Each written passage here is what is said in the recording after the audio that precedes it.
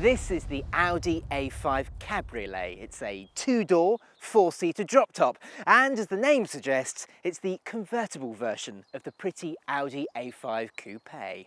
Of course, the big benefit over the Coupe is the roof, which goes down in 15 seconds at speeds of up to 31 miles per hour and back up again in 18 seconds. Roof up or down though, it's certainly a handsome looking thing and gives a Mercedes C-Class Cabriolet or a BMW 4 Series convertible a run for their money in the style stakes. Unsurprisingly, up here it's identical to the A5 Coupe and Sportback, so the design is very clinical and German, but the quality is absolutely exceptional. There's not one nasty piece of plastic in here whatsoever. Now, all cars get Audi's MMI system as standard. It's controlled via the rotary wheel and the shortcut buttons, and it's an absolute cinch to use. Now, the Cabrio gets microphones in the seat belts, so people can actually hear you when you're on the telephone, and you can also specify little heaters in the headrest so it blows sort of warm air onto the back of your neck. Now, storage wise, well, there's a couple of cup holders down here. Under the armrest we've got a place to store your phone. There's a couple of charging ports, and if you go for the Audi phone box, it will even boost the signal on your telephone. And whilst the door bins don't pass the Carbuyer big bottle test, the glove box fits a 1.5 litre bottle of water. Now, all cars are extremely well equipped, but one feature I would recommend going for is Audi's virtual cockpit. Now, it takes the place of the usual dials. It's a TFT screen and it's home to your sat-nav, your audio controls. It costs £250. Just like the Coupe, the Cabriolet is pretty well equipped. Entry-level SE gets those microphones in the seatbelts, leather and front and rear parking sensors. Sport adds sat-nav and electric seats. S-Line and S5 cars get sportier styling, stiffened suspension and sweeping indicators. In the back seat, and let's just pop the driver's seat back into position. It's electric, of course, and just like the A5 Coupe, there's a good amount of space back here, especially for a car of this type. Now, I'm just over 5'10", and I've got a good amount of knee room. Headroom for me is absolutely fine, although if you are over 6 foot, you're probably going to struggle just a little bit. Now, both of these seats are mounted inboard, so I've got a clearer view out, which is very nice. And generally speaking, I'm very comfortable back here. Now, these little holes here are for the wind deflector, so you put that in place and it prevents your perm from being disturbed by the wind. We've got a couple of cup holders, and there are easily reachable ISOFIX points in both seats. Generally speaking, it's pretty good back here.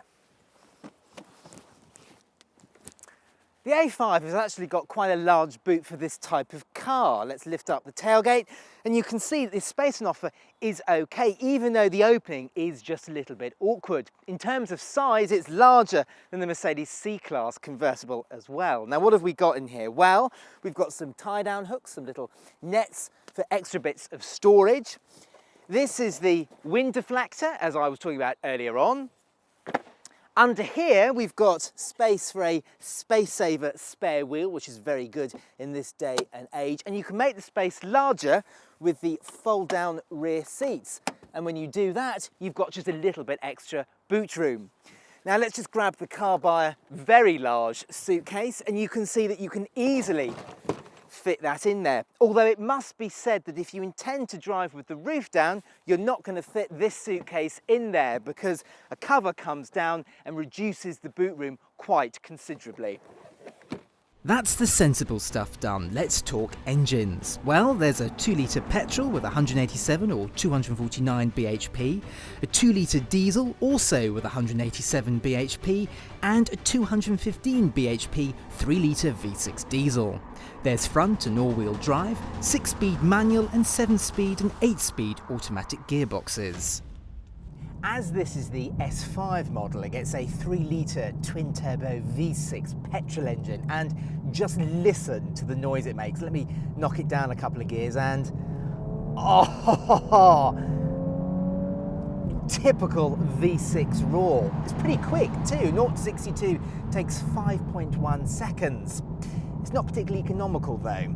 we're getting in the low 20s for MPG. Now, in all honesty, the S5 isn't the pick of the range. If you want petrol, the 2 litre with 249 brake horsepower gives enough performance, and it should still deliver decent fuel economy. Now, obviously, there will be quite a few of you who want to have diesel, and if you want one of those, you should go for the 2 litre with 187 brake horsepower, because there's a decent amount of performance and you should still get in the low 40s for fuel economy. Most A5s ride very well indeed, with only the S-Line and S5 having a harsh edge to the way they ride bumps. On S-Line cars, you can always deselect the sport suspension and go for the standard setup, or go for the adaptive dampers. This S5 was fitted with them, and they're well worth the extra money. However, all models suffer from shimmy and wobble over potholes, but it's no worse than the Mercedes C-Class Cabriolet and considerably better than the Ford Mustang convertible. Overall though, the A5 with its triple-layer acoustic hood is a quiet and refined car that lacks a little excitement. And that's the issue with the A5. It's not as sharp to drive as a BMW 4 Series, and in particular, this S5 isn't as nice to drive as a Mercedes-AMG C43. It's a lot better than the old S5, but there still isn't enough engagement with the car. The steering is light and woolly, and the body leans in corners. It just isn't that satisfying enough when you're attacking a country road, and it's for that reason why the diesels make more sense, because this is a cruiser and not an out-and-out sports car. Apart from the A5 being a little numb to drive, there are precious few negatives. Yes, the options list may be expensive, and it may lose more money than a Mercedes C-Class Cabriolet when you come to sell it on, but the A5 is an elegant convertible that has a quality interior and lots of badge appeal. If you're in the market to buy one, watch our review of the BMW 4 Series convertible and our sports cars and convertibles playlist. And if you like this video, make sure you subscribe to our channel by pressing the Carbuyer logo.